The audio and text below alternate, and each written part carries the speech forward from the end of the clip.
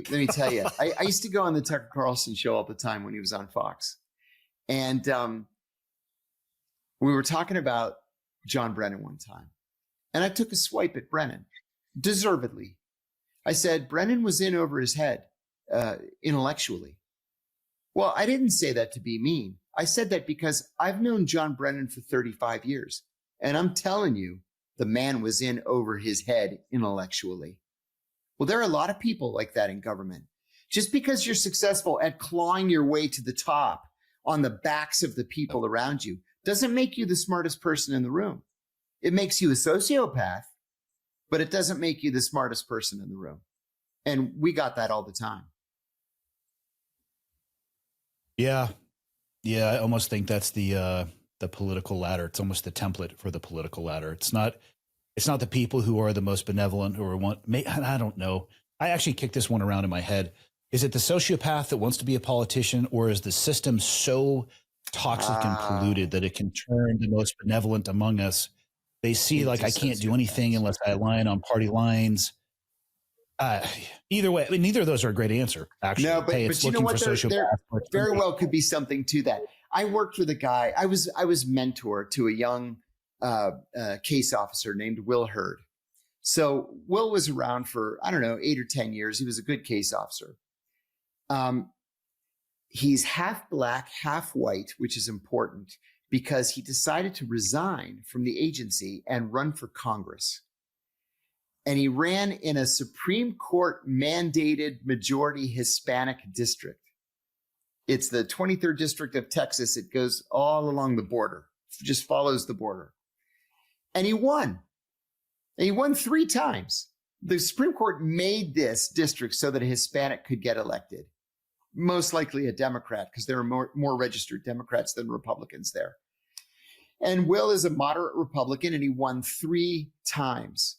And we joked with him when he first announced, we're like, Will, Congress is not a step up. You're making a mistake. You don't want to be with these guys. He ran. He won.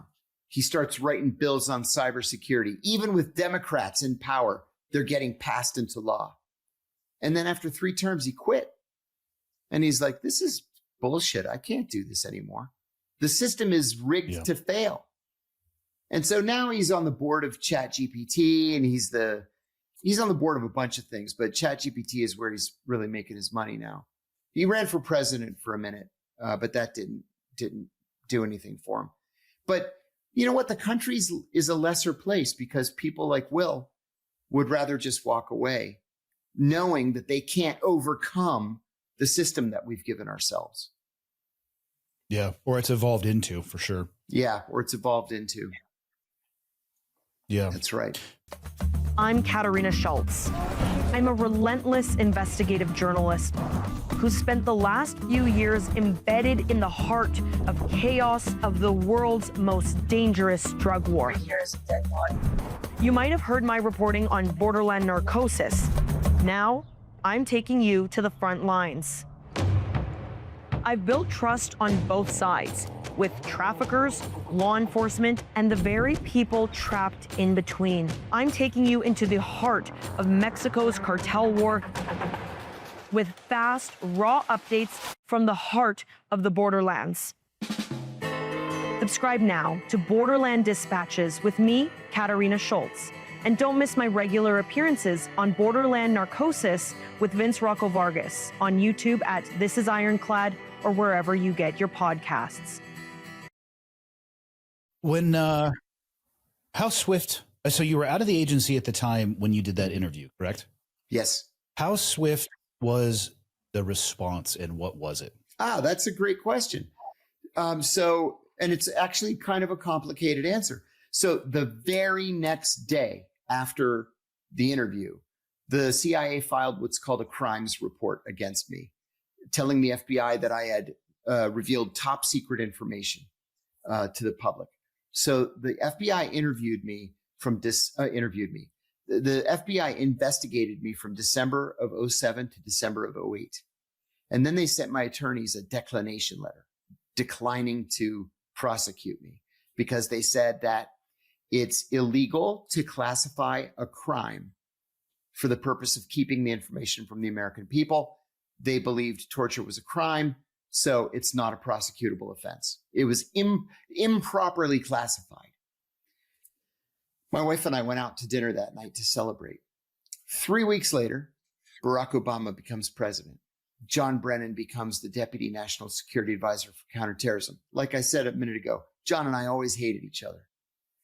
John was, his democratic bona fides aside, John was one of the godfathers of the torture program. He was the executive director of the CIA, the third ranking official in the CIA during the program.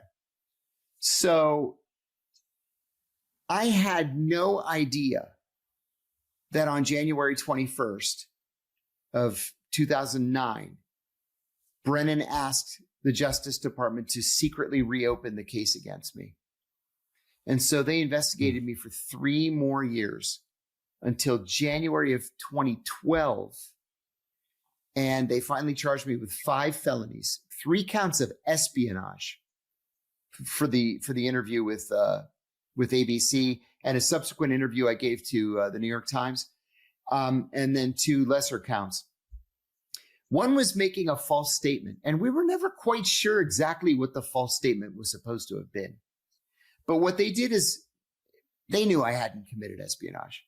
So they waited until I went bankrupt 10 months later, and then they dropped the espionage charges. So I ended up taking a plea. Bankruptcy. Yeah. Mm-hmm. So I ended up taking a plea to a lesser count.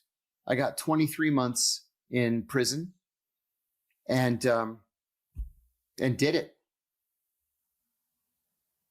Actually, today is what, Tuesday that we're recording this. Correct. I'm in the process of applying this morning for a presidential pardon. I have so much wonderful support in the Trump administration. It humbles me.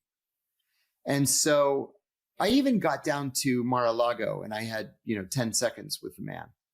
And so I'm hoping that I can push this through. It's amazing to hear those stories of, again, the government is hundreds of thousands of employees, and one person can direct the intensity and power of a U.S. entity like the FBI. How crazy is that? And there's no accident. Yeah, there's no accident that they pushed you to the point where you were going to be bankrupt exactly and right. put you into a position. And if I may, if you don't mind humoring me for 1 second, I want to pull up a, you know what? I have it on my phone.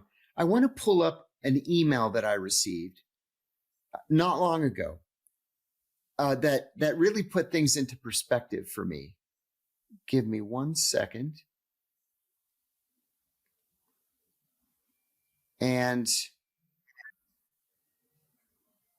here it is. Dear John, it's so nice to finally speak with you. I've been watching your YouTube interviews and I love all the content, and I've been wanting to reach out to you for many years.